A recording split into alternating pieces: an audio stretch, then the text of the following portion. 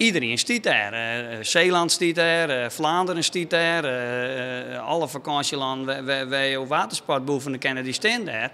En Friesland die heeft er ook tussen. En we hebben gewoon gruts uitpakt. Wij vertegenwoordigen daar gezamenlijk onze hele provincie. Dus maar we hebben de Berenburg, we hebben Wast, we hebben Sies, we hebben een Chanticoorhand. Er is toen een replica van de Waterpoort.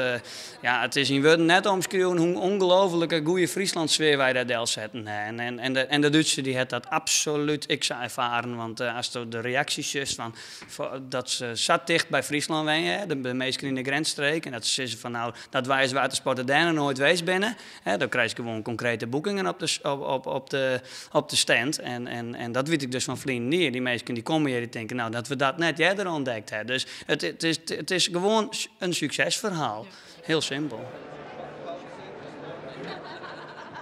Wij hebben bijna geen internet in de hal en dus die is toch de hele dag te werken. Dus de moest die boekingen thuis verwerken. En als ik dan 4 dagen op Düsseldorf ben geweest, ik ben 1 dag thuis geweest en ik open mijn mailbox en ik heb 46 e-mails.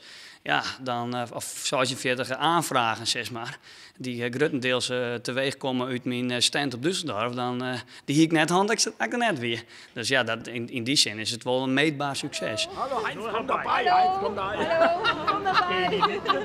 Hallo, kom erbij. Hallo.